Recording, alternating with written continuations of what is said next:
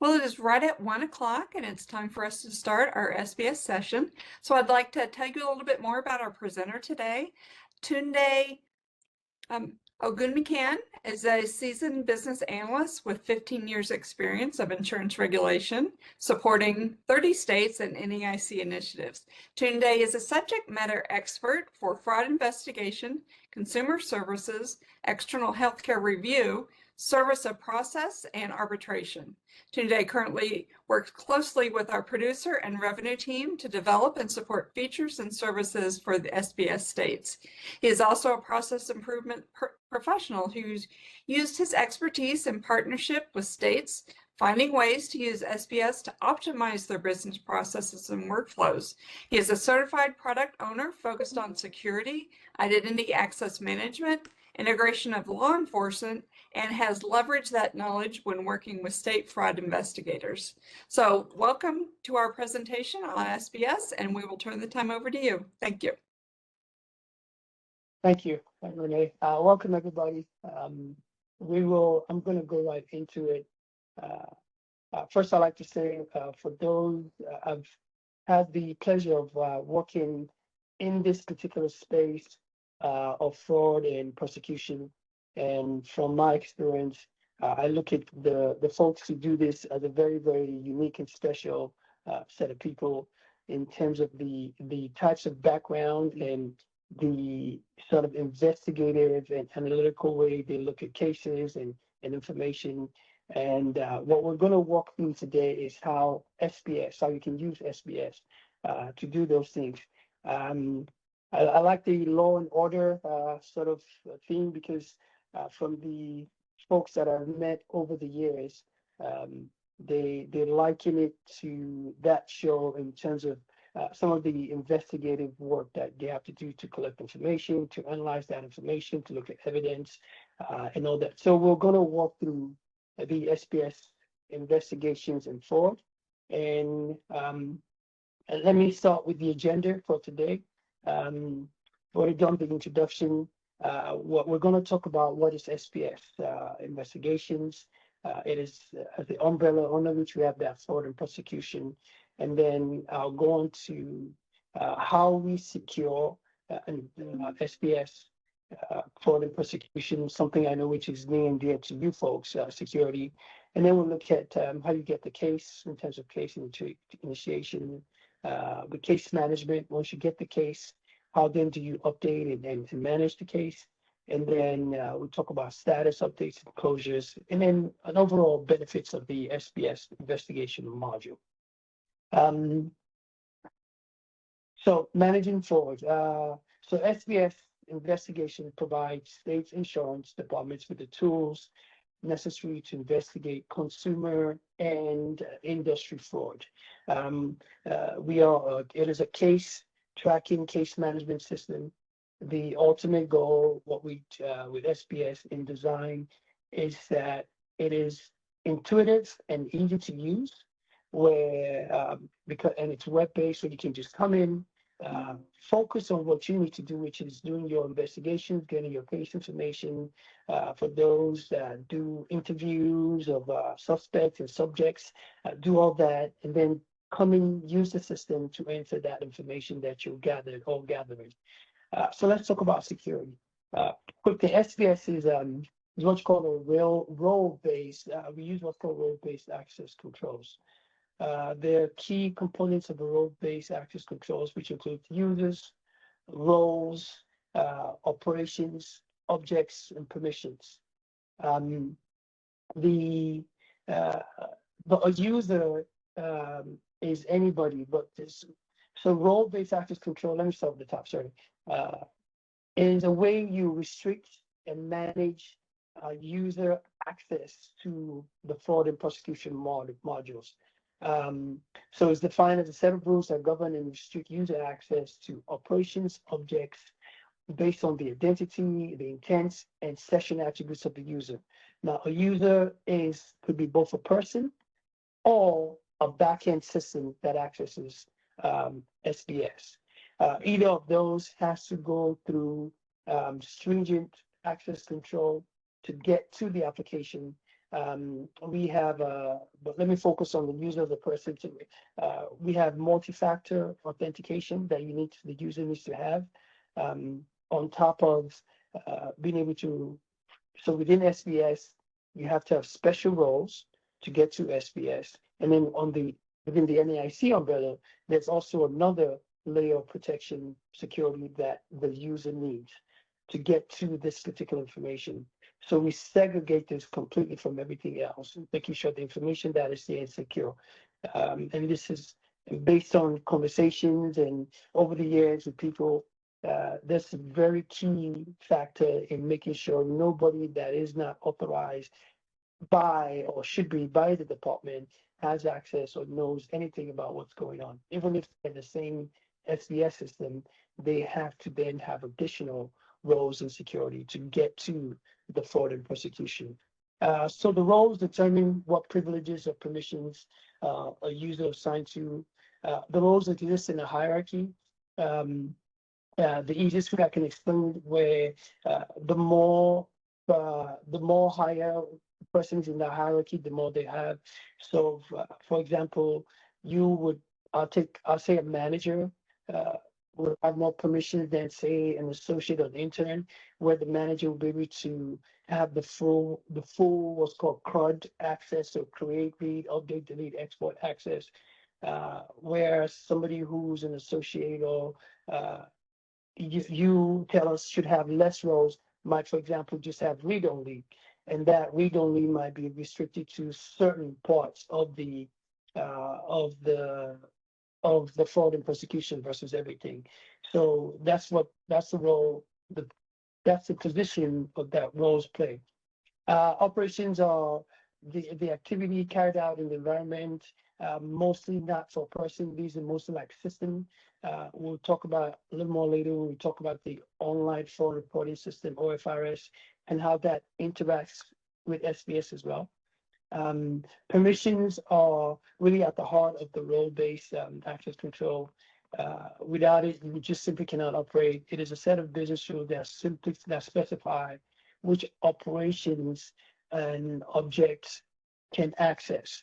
So if we can say, okay, you can get to a particular part of the system, but for that system, you can only write, or you can only read, or you can only, just read by permissions. We limit not only what you have access to, so we control what you can see, but once you get there, we then control what you can do when you get there to the data. Sessions, most of you all should be familiar with this once you log into any web-based system. That session starts, and so we control your session, and we can either it's usually time-based. You have a certain amount of time for a session, after which you're logged out automatically. What that does is if somebody steps away from their desk and is doing something else, the system is just open to where somebody comes in and they log in, and they don't log in, but they can see sensitive information. So that's where sessions come into play. All right, so case initiation, kind of using that whole law and order show. So there's a case somewhere, and that case has now been referred to our special investigations units. There are a couple of ways that a case can be initiated in SBS. To increase the volume, sorry. Can you hear me better? Is it better? And I did not see the first question. Yes, what was the first question? I'm sorry. Renee, I missed the first question. I believe they're asking questions about the poll. Oh, okay. Sorry about that. Okay. Oh, that's okay. All right. But can you hear me okay? Yeah, I turned up my volume. Yes, we can. Okay, perfect. Okay, so there's a couple of ways in which a case is initiated. I'll start with the most popular one, which is the online fraud reporting system. It is online. It allows consumers, industry professionals, and other stakeholders to report suspected fraud activity to your department. Because it's online, somebody, maybe the person is happy to take on vacation in Hawaii, and they can just log on online and say, hey, by the way, when I was in town, I noticed, oh, this is what I've got, this suspected fraud activity that I want to report. When they do that, when they report that case on the OFRS system, it interacts with SBS and creates a case. So they go online, they enter the information, they submit the case, and when they do that, that initiates a case in SBS, which then you, as a authenticated user with the permissions to access a fraud case, will be able to see that case that has been initiated from the online fraud reporting system. So again, kind of breaking down a little bit more, so it can be a consumer can report that fraud from that website. And once that case has been created, we have some tools in SBS that pushes the information to what we call investigators in SBS. So it's somebody who has a role. We call that, it's an investigator role. It's a role, kind of what I talked about earlier, that we assign to you. And what you can then do as somebody with that role, when you log in, the first thing you see is your dashboard. We can push information of newly submitted OFRS cases to you. So the first thing you see are those cases that were submitted, yesterday or whatever day it was, that are still in the new status. So nobody has worked them yet. They will report it, and then you can just go right in, take a look at it, and start working it. Okay. One of those tools includes the safe search. What that does is it takes it builds off specific search criteria. So you could say, I want OFRS cases that were submitted by OFRS to SBS, and that are in the status of new or whatever other status. And then when you log in, those will be the first things that you see in SBS. Okay. You can select multiple of those save searches when doing that. And I'm about to bring up my online, but before I go, I wanted to know just in case I missed any question, I got a note that popped up, Renee, just to make sure I didn't miss anything. No, there are no other questions. Okay. That we see. Thank you. Okay. All right. Okay. So I'm going to go back like quick. So we send those cases to you, and you once you get those notification in your dashboard, once you see those cases in your dashboard, you simply click on the tracking ID. It takes you to the case it takes you to the case itself, which we call the case summary page. All right. It needs one step. So this is again, it's just the initiation one step. Is just a quick way to report it, create a case. It's just a one step. You use the one, and I'm going to pull it up quick. Sorry, I got logged out. So while I log in over here,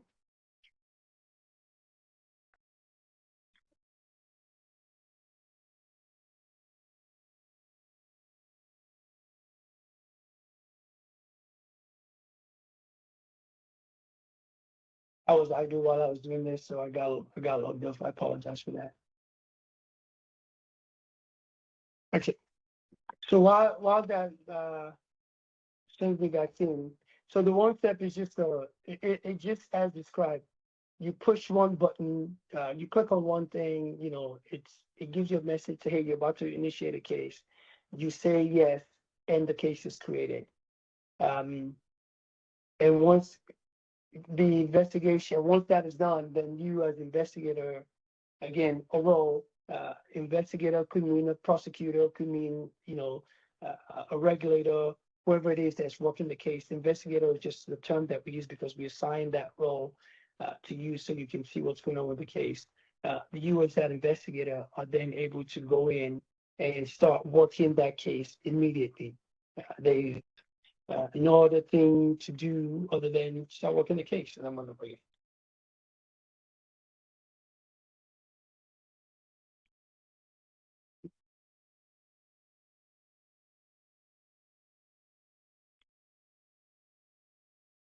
Okay, and I need to authenticate. So there you go. Let me pull this over.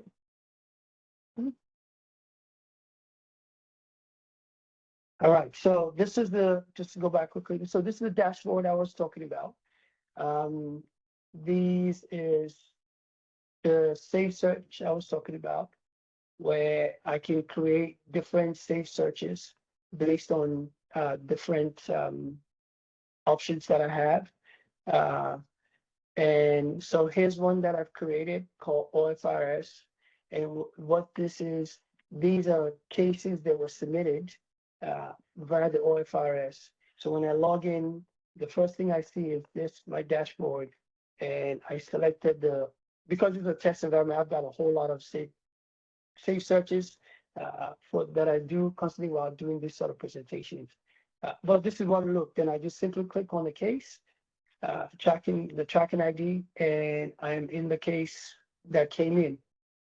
Okay, and then the other one I talked about was the one step. So I go to my main menu, I go under the marker regulation, and I initiate case. I talked about permissions and roles. I have lots of other permissions and roles, but for the fraud, I click on that fraud investigation. That's a message that I talked about will pop up saying, hey, you're about to clear your case. I click OK, and that is it. I've got my new case, tracking ID 832. And at this point, I can start working the case as I need, as needed. Okay. And let me go back and revise this. Okay. So that's the one step. And then again, you just start updating the case as you need. The other way to initiate a case is through the copy case. And what that does is you can walk from an already existing case. So let me go to my last case. You can take an already existing case and copy it to a new case. So let's say, okay, I've got all my information in this particular case, but I want to start a new case of this. I just go at the very top icon, I click on the copy case icon right there. I say, okay, it gives me this screen. It pre-populates this message, this note. You can change that, you can leave that as is. Again, because I have that role of investigator assigned to me, it pre-populates my name as investigator, but I can always assign it to somebody else other than myself. But I'll keep it with me, I'll submit, and that's it. What is done is taking tracking ID 829 and created a new tracking, a new case of 833, and it keeps the same information. Now I can walk this case down as I want to. So now I have two cases, one, my original case, two, my new case that I copied from my original case. Okay, and so that's how the copy case works. And if you have questions, please feel free to post it, and I can answer the question. So now you've got two new cases. That new case will have its own statuses, its own notes, and you can put attachments, whatever you want on that new case. It is an independent case by itself.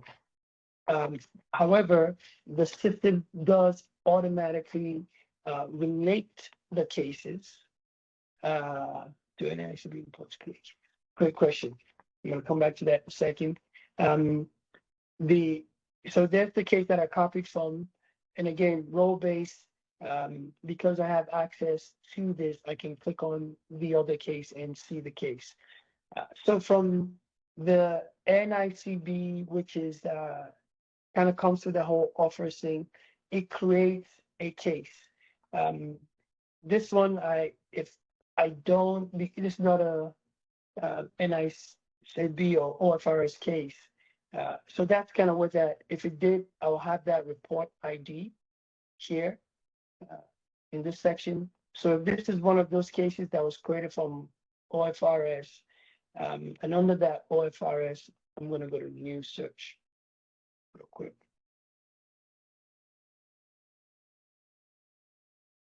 In the referral source, these kind of what falls under the OFRS. You got consumer, industry, NACAA, and NICB. So all these come to OFRS. So if it came through any of these or other, it'll create that case in SBS, like I said, and then you'd have that report ID, so you can kind of know. You can use the report ID if we're looking at OFRS to see that this is the case that was generated from OFRS. Okay. All right, let me go on. So the next, so now we've talked about initiating the case from OFRS, that the OFRS report, generated reports, the copy case, and the one step. So now let's talk about case management, managing our cases. Do cases created in SBS also public? No. So it's a one way. So OFRS cases get created in SBS. We don't send cases the other way from SBS to OFRS. We just collect that because we have more. SBS is more of a case management, while OFRS is more of a case reporting. So they report the case. It comes into SBS. You can then work it, manage it. You can upload as we get. You can, as I'm about to go into, you can record your witness statement and upload it to the case. We've got a print case where you can print the case summary in a nice format. Some jurisdictions actually take that and present that in court, the case print. So SBS is more of a case management. We've got things, as I'm going to start talking about, like follow-up and notifications that help you in terms of managing the case. So once the case is reported, it's initiated in SBS. In-person master done manually case by case. So the imports from OFRS is automatic. Once the case has been reported in OFRS, it is automatically creating in SBS. So you don't have to manually do anything. The system does that for you. The only thing you would have to do is you can use that safe search that I showed in the beginning, where then once you log in, you will then be presented with all the new OFRS submitted cases that you haven't seen yet, or that in the status of view, for example. Once you work it, you can, as part of your process, take it from new to another status, like in work, for example. So it doesn't keep showing up in that list, or you can choose it. Okay. And then you can start working your case. You enter your case notes, reminders and follow-ups, which I'm going to show you what all those look like. So this is my case that I have. I can start entering. We don't force you down a specific workflow. You work the case as best suited to your needs. What I mean by that is this system, the summary page, is customizable to you individually. So if you, the first thing, like the way I have it now, the first thing I have is the general case information, which is what you see in the background. I've got my case management. Then I've got the referring party information, fraud type, subject involved, kind of in that order.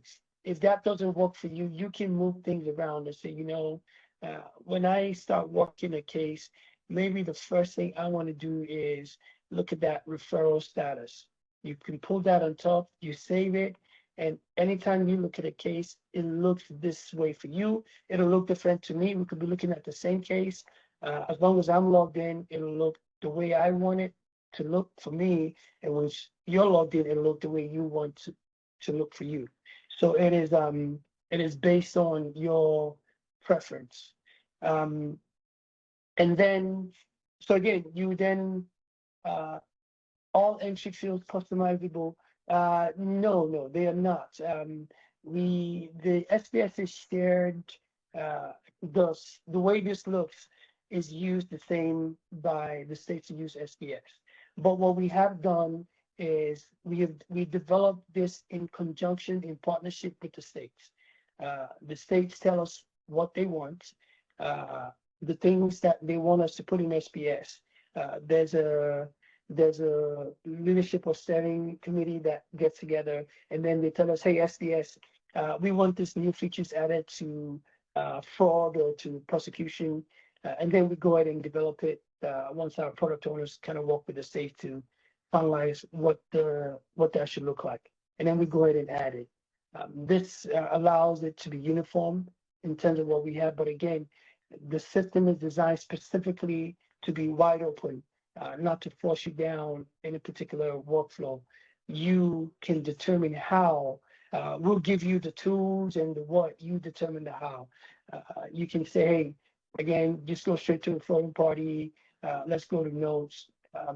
When we get a case, the initial case status, we want that case should be new, or you could say maybe it should be these are just some of the examples that we have, or maybe it should be, so let's say it's new, and then once you start working the case, you will change new to working.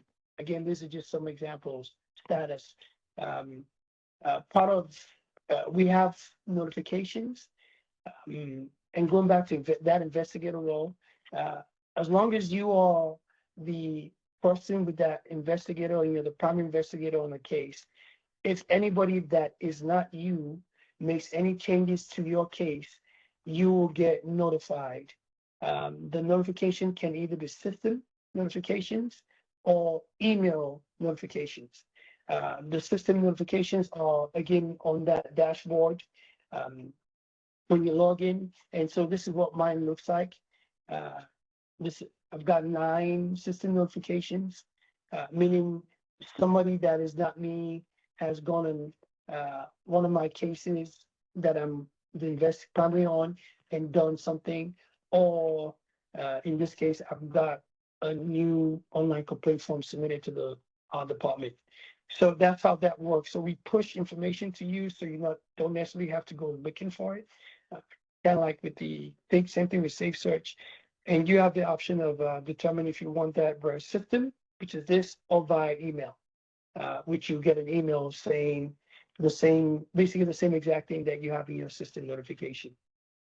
Okay, so back to the case. Today we had one question that got posted in the chat that I think we've missed. Okay. It says, are the cases in SBS also in iSight? No. Again, SPS, it's one way. In other words, we bring cases into SBS, and because SBS is a case management system, the idea is you manage your case in SBS, right? So it gets reported there, then we pull it into SBS, and then once in SBS, you manage the case, because then we would then you have things like reporting that you do in SBS. You can do reports. We've got data extract. We've got notifications. We've got follow-up. For example, let's say something is due. For example, we need to file a brief on this case in 10 days. So we would use follow-up to say, okay, I'm going to create a follow-up that in 10 days from now, for me or for somebody else that I'll select in my follow-up, to file a brief or to go to the court and submit something to the court, whatever that action may be. You do that in SPS.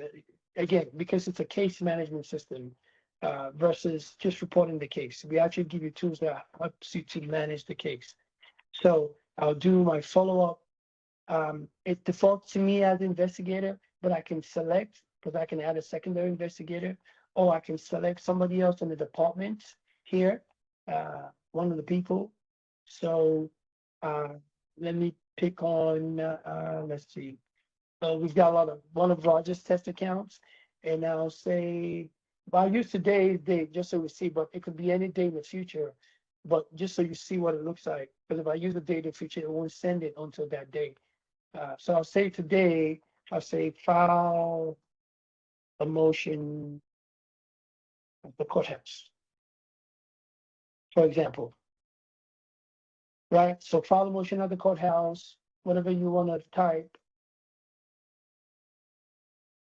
And I can decide if I wanted to do system or system and email to that person. I'll leave it at both. My follow-up date is today. In other words, I wanted to do it today. If I wanted to continue to remind the person afterwards, I can say remind for another 2 days. So which is what this is. So it'll send this same message. It'll send it today, tomorrow, and the day after. So this is the before, and this is continuing. Sorry, before. So it'll do this 2 days after. And if this was a day in the future, I want to kind of count down. I'll say 1 day. Let's say I put this for tomorrow or something. It'll remind the person today to file this motion tomorrow. And then it'll also remind them the day after tomorrow and 1 more day after that. So you kind of determine how annoying you want to be to the person to really get them to do what you want. But I'll say this just to show you what that looks like. And then I'm going to jump to my dashboard real quick. And what you see, my notification went from 9 to 10 because I've got that new notification. And there it is. It says file a motion to the court. The email would have read the same thing. Whatever I put in the email would read the same thing too. So again, SPS gives you some case management tools and possibility to do. And then you have your reports that you can use. You can generate reports and data extracts. I'm gonna go to make sure I don't miss. So I talked about follow-up just now. You can also upload attachments, evidential information like witness statements, the follow-up notes and correspondence if you choose to send communication to relevant parties. So it allows you to gather, record, and store information like evidence. You can interview your parties. You can enter it as notes, or you can take that actual recording, video or audio, and upload it as part of the case. And then reports, right? It also allows you to generate a report. For example, you can say, how many NICB OFRS cases did we get last quarter? You can run that. You can run reports like that. Or how many cases did we close with prejudice? Or you know, whatever it is, you can run different reports based on that. Let me kind of show you what that looks like quickly here. So watch my time. So under my main menu, I'm going to go first to the what we call canned reports. So what those are, it's a set number of criteria, and also a set number of results set that we give you to pick from. We did get by that set number from interviews and sitting down and in conversations with the states and use for investigations to say, okay, what are the things that you typically just do And so what we have a list report, count report, activity log report, agent report. So a list report is just a list of the cases. A count is a count by investigator, how many cases each investigator has. Activity log report is if you wanted to track by specific activity, like on how many cases did we add attachments, or did we send out correspondence, for example, because you can send out correspondence. How many correspondence did we send out this quarter or this year? You have a wide variety of date ranges to pick from. So so let me do investigations, and I can go by my case status, or let's say you can do by statuses again. These are statuses that we have. Uh, More than likely, you would have your own statuses, um, not what that matters or is in accordance to how you do your investigations. We've got things like state keyword. I've got investigator, action taken. Some examples we have here is close with no further review, close with a conviction. Allows you to report basically on these type of things.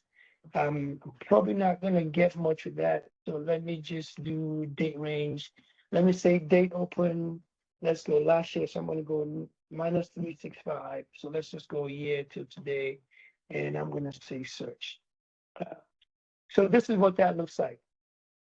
Set number of search criteria and a set predetermined result set. Does the investigation module report to RIAS? No. If you think about a hierarchy, investigations is at the top of that hierarchy. RIAS, which is more for enforcement, will fall under that.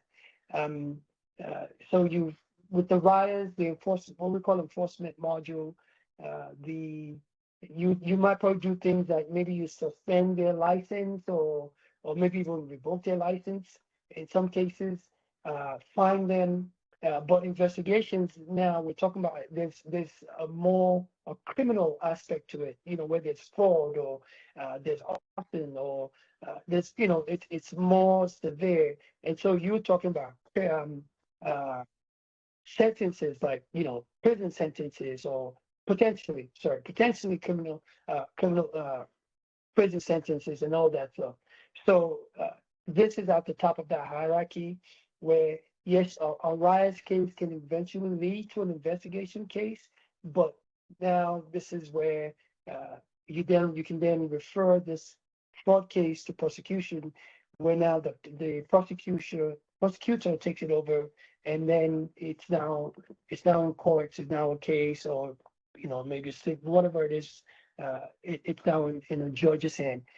The prosecution retracting, like the judge, the court, the attorneys. We allow you to enter all that kind of information in prosecution. You've got your trial date and times. All that stuff goes into the prosecution case. Good question. And then should I, just before I kind of move on, does anybody want me to kind of talk a little bit more about that, or did that answer the question? Otherwise, I'm going to move on to the data extract, and then I'll come back and we can open it up for general.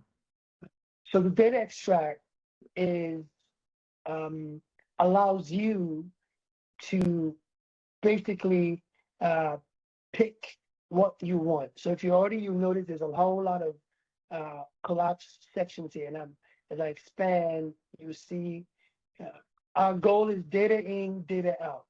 So this is more you are customizing what you want.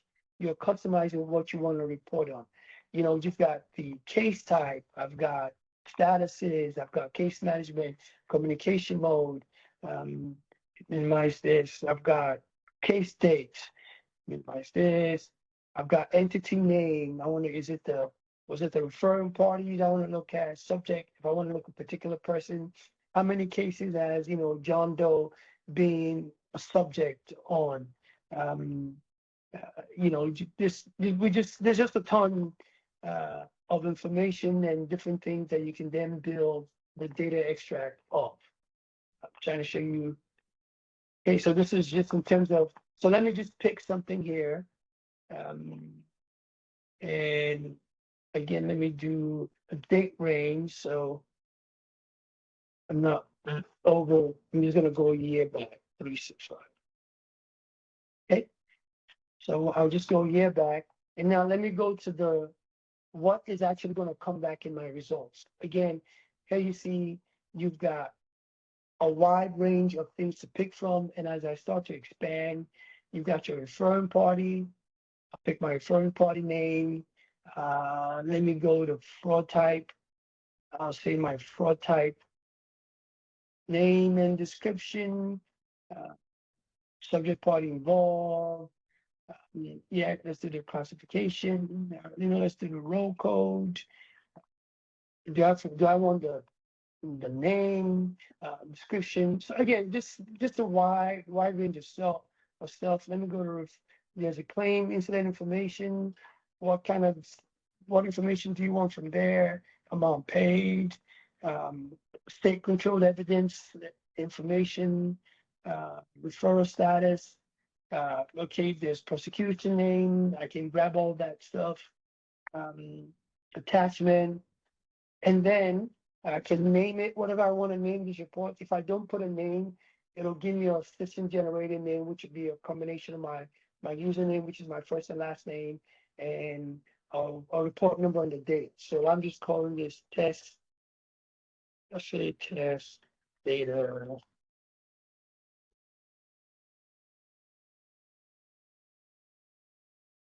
extract. Tell me test data investigation. Okay, investigations, and spelling results. Okay, but I'm going to go next because what I want to show you. So it gives you a preview. Okay, so this is kind of what it's going to look like. It then tells me there are actually going to be 76 rows, but it's going to show me about 12 right now. But there's 76 rows total in my information that I have. And as you can see, Joe Black has been a very bad person. He's in a lot of cases. And Trish is a very busy prosecutor. Now, you can also, if you like this report, you can save it.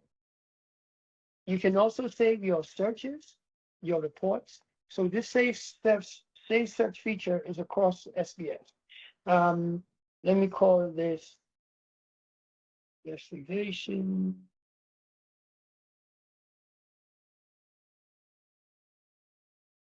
Investigations, permit, this report. It's just called. Okay. And I can also, if I want, choose to share this report with other people in the department. What that means is for everybody that has the same access that I have to this same case type and information, they can, if I click on this button here, same applies to case searches and other reports, those canned reports, and I hit save. Whenever they come in, they will be able to run the same reports. What simply means it'll pre-populate my selected search criteria and result criteria for them. They can change date ranges, they can change anything else, but it pre-populates what I selected for them, and then they can customize it, make it their own if they want. So it's a way of allowing other folks in your department or division to run reports that maybe you guys run regularly, allow them to run it without having to sort of build it from scratch. Hope that makes sense. Okay, so if I hit finish, my report is done. There's my report. There's my report number. It is stored in my report queue, so I can come back to it anytime. Or it gives me a amount of time when that report is going to be valid, will be still available for. So there is my report. This report is available until October the 12th, unless I delete it before. And it is .csv file, so which opens in Excel. I can open in my Excel, and then I can share that Excel with somebody else or whatever I want to do with it. But this report will be here, so I don't necessarily have to save it. It's going to be here anytime for the next until the 12th, for the next 30 days. Let me show you now that save search that I did. I'm going to go right back to that report, generate data extract. And again, this same functionality works across all our reports and save searches. And I go next. And I just click view save searches. And these are all the searches that either I've created or somebody else has created. Like Roger created these searches, Karen created these searches, and they shared. And because we both have the same roles and access, we can simply click on, I can click on Roger's report and it'll pre-populate his criteria for me. But I'm gonna click on the one I just created. And what it'll do, I didn't pick much here. I think I just did that and date. There it goes. It'll pre-populate my criteria. If I go to the next column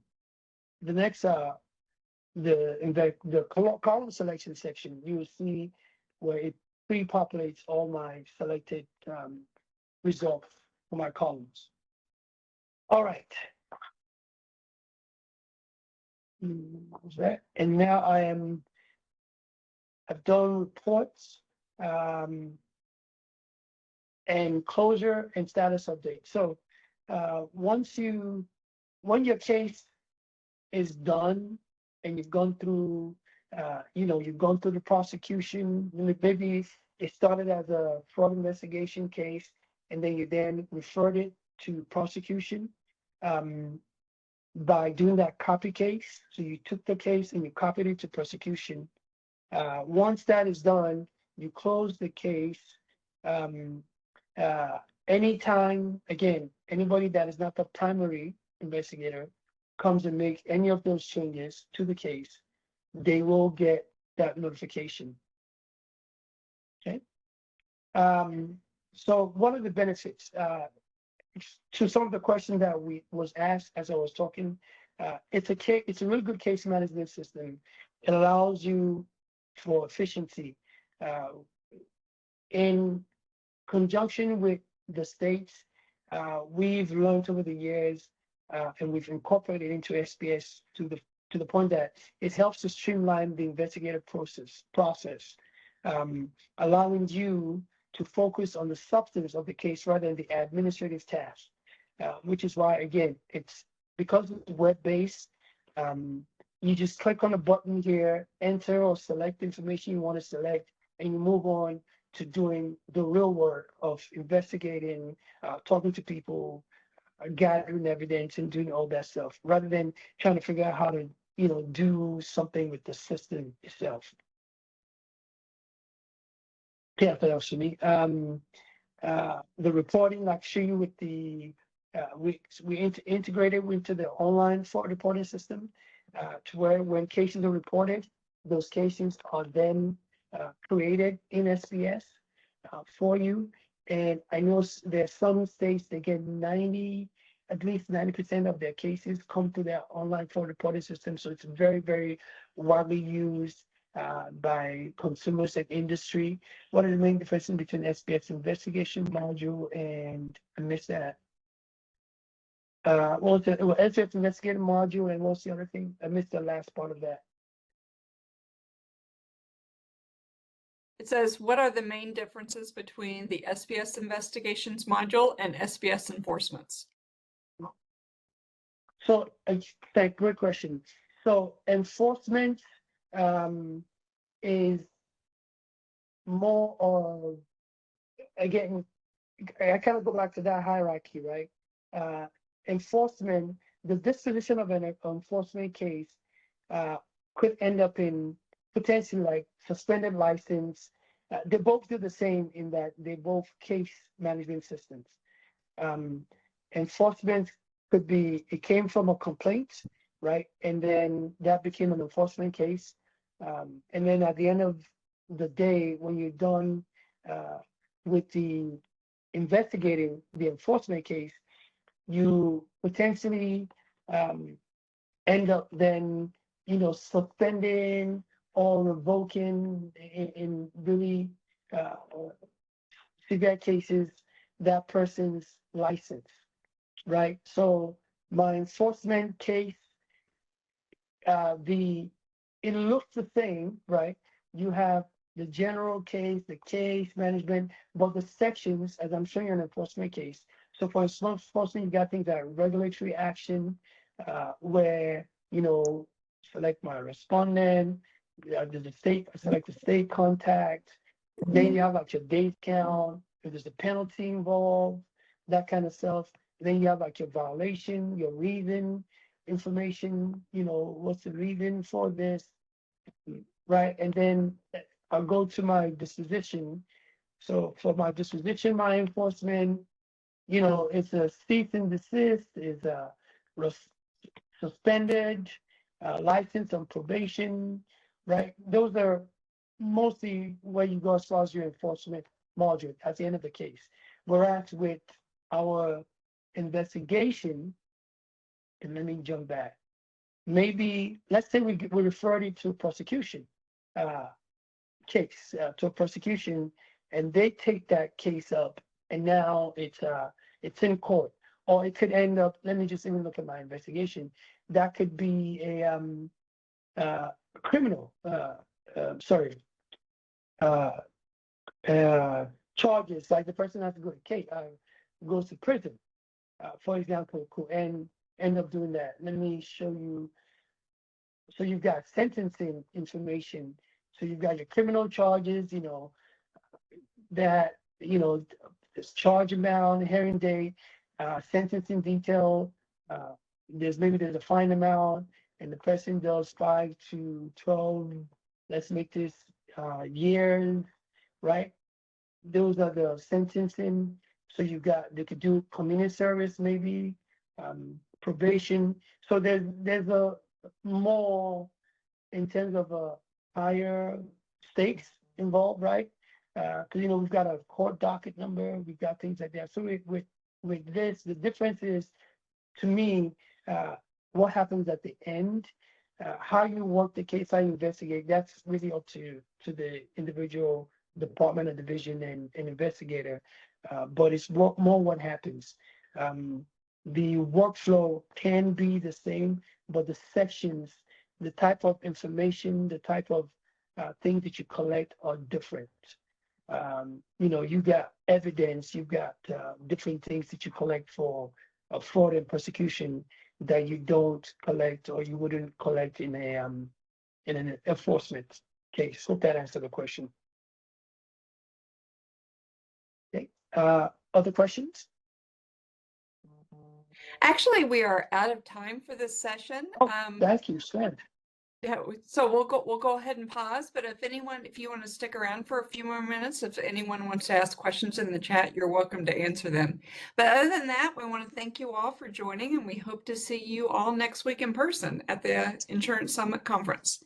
And for those that are interested, we have another SBS session starting in 7 minutes. It's Navigating the Maze, a comprehensive look at the state-based systems.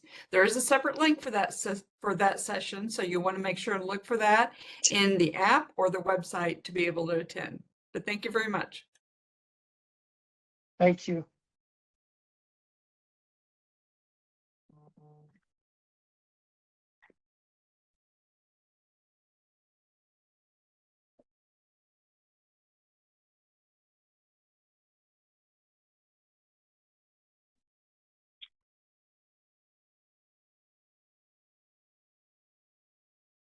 Anyway.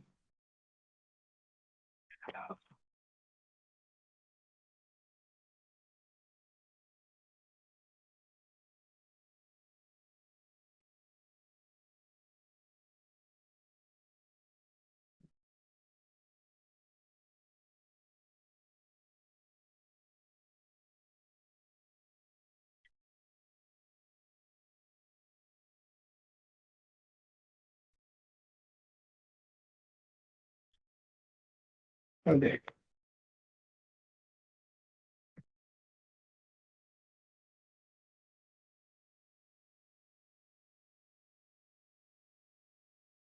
All right. Did anybody? Oh, sorry, Tracy. I see you have your hand up. You have a question for me before I?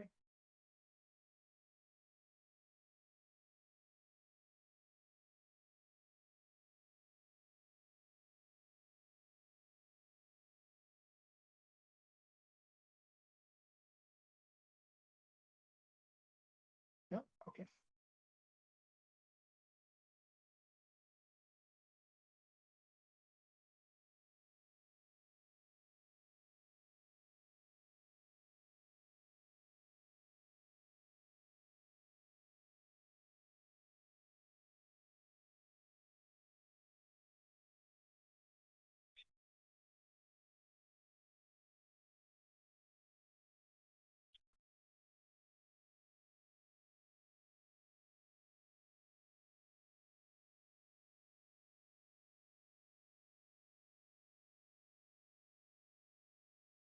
Oh, can you set permission? Right, okay. Yes, you can set permissions. Uh, so the way we do that, Tracy, is um, the the permissions are preset. In other words, when we set up a user, you would tell us at the beginning, hey, this person should have read only, or this person should have this amount of permission. So that's when we set it. Now you can always change it to say, okay, now we want to give it more or less later on. But yes, you can. Um, for fraud, we block. You can, unless they are, nobody else sees fraud unless somebody who's been given that three-layer access, three-layered access to fraud and prosecution. You can you block people from being able to change or add attachments on a specific case? You can give them that read only so where they can just view the case, but they can't make any changes. Is that kind of what you're talking about, where they can act, they can see it, but you don't want them to do anything?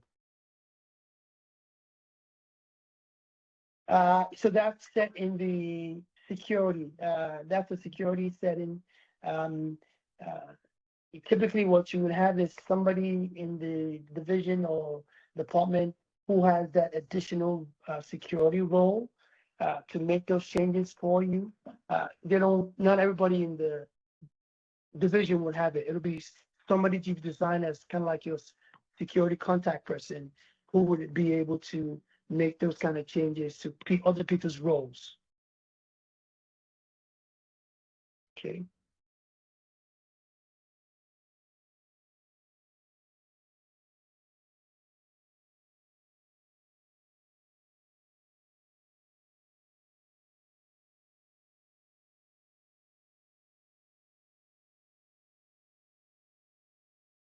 So paralegal opened the file, but for some reason there's no way to make any changes, but only on that one file.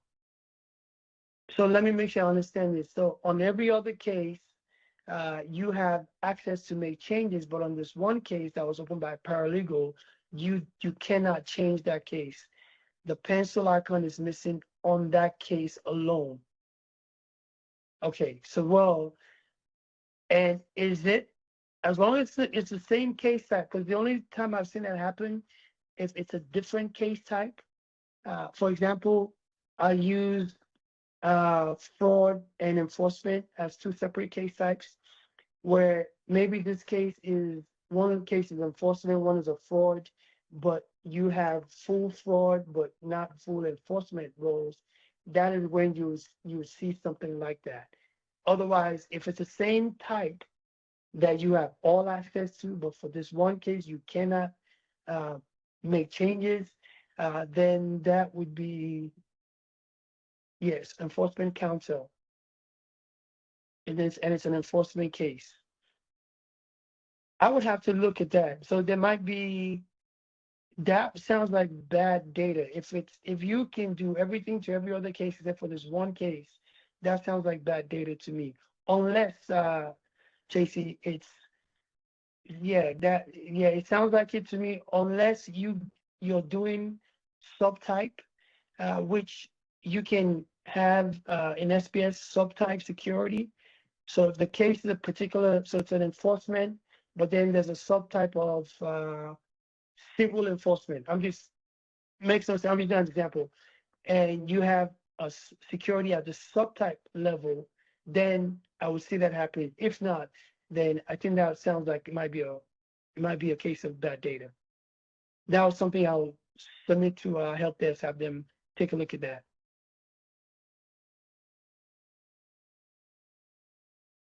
You're welcome anytime.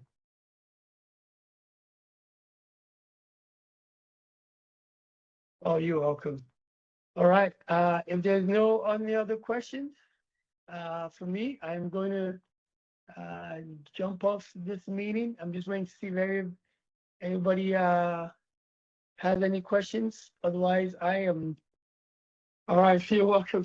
Have a good one. All right. All right. Bye, everybody.